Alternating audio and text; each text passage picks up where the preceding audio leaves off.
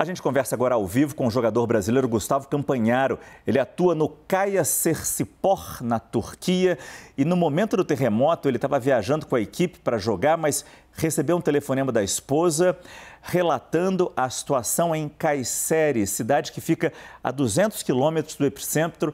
E eu agradeço muito a sua participação com a gente, Gustavo. Em primeiro lugar, como é que está a sua família? Como é que vocês estão? Depois desses tremores todos, vocês particularmente sentiram a terra tremer onde vocês estavam? Olá, é um prazer estar falando com vocês. Graças a Deus, a gente está bem. Estamos agora aqui no clube, onde eu jogo. Estamos seguros aqui. Pensamos que aqui seja um lugar mais seguro caso venha acontecer novamente, né?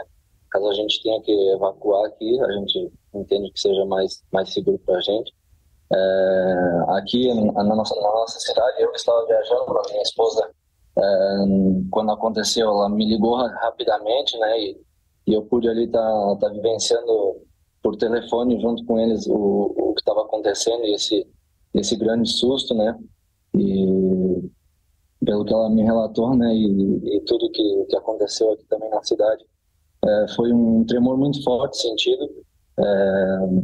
Mais ou menos 180, como você falou, 180 quilômetros do epicentro aí, mas a gente pode estar sentindo bastante, com rachaduras até no nosso prédio. Olha. Então, um grande susto. A minha família teve que evacuar rapidamente o prédio onde a gente mora.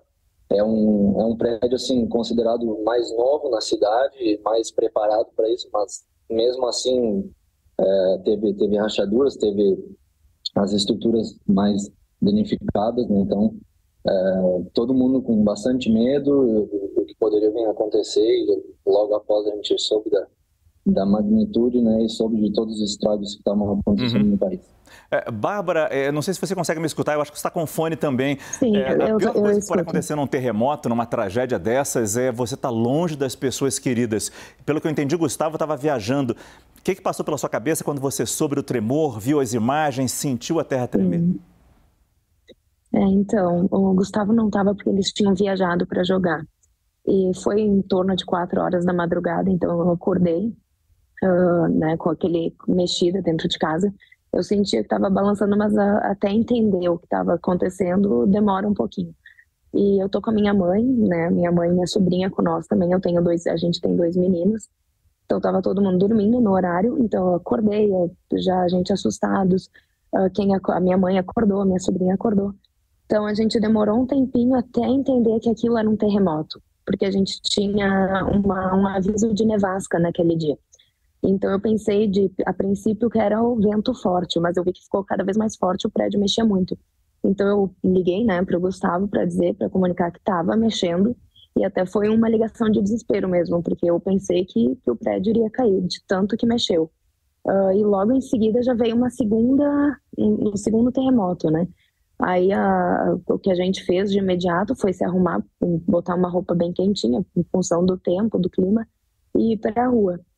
Aí, quando eu já desci também, a maioria dos moradores já estavam abaixo do prédio, né, no térreo do prédio, para evacuar. Vocês ainda têm a estrutura do clube para receber vocês. Eu percebo que é um local que dá segurança para vocês e, principalmente nessa época do ano, dá calor para vocês, mas nem todo mundo tem essa estrutura. Vocês sabem aí na região onde vocês estão, para onde esses sobreviventes que perderam as casas, para onde eles estão sendo levados e qual é a temperatura nesse momento por aí, só por curiosidade, vocês sabem? Agora está em torno de -3, -4. Mas nevou bastante, né? Então fora a neve está bem alta e eles estão abrigando nas mesquitas e nos ginásios de esportes. Eles estão desde ontem já disponibilizando esses espaços para abrigar o pessoal. Pelas notícias que a gente lê nos jornais, Bárbara e Gustavo também, existe um certo preparo. As estruturas todas nas construções podem não ser prontas para resistir a tremores, especialmente tremores tão fortes como esse que vocês enfrentaram, mas existe um preparo da população. Vocês já tinham feito um treinamento de terremotos, sabia para onde correr, para onde fugir? Não, na verdade nunca tínhamos feito.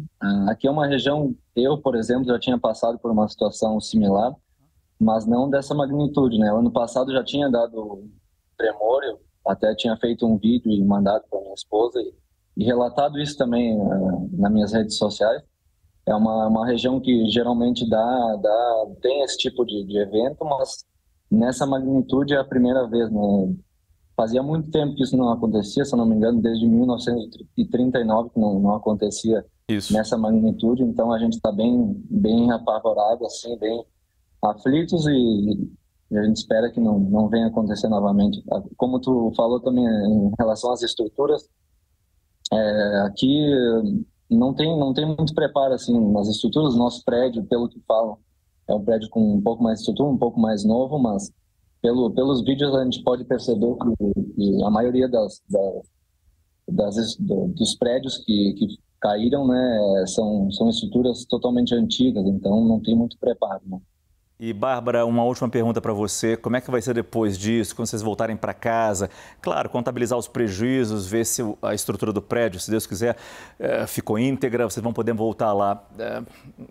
Como é que fica a cabeça de vocês? A gente vai ter que aguardar, né? A gente vai ter que aguardar, ver se vai ser liberado, porque a princípio não pode ir para o prédio, para o edifício, está proibido. Então, até eles averiguarem toda a situação, se vai ser liberado, se não vai. Possivelmente a gente não vai mais morar lá, né? A gente vai ter que procurar outro lugar. Como eu fico muito sozinha com as crianças, e também é um prédio alto, são 2 torres, elas são 2 torres altas, a gente vai ter muito medo, né? Eu vou ficar com muito medo. O meu filho maior também tem 8 anos, ele entendeu a situação, ele tá bem assustado. Então a gente vai ter que procurar outras alternativas para se sentir mais seguro. Porque ali a gente realmente ficou bem fragilizado nessa situação.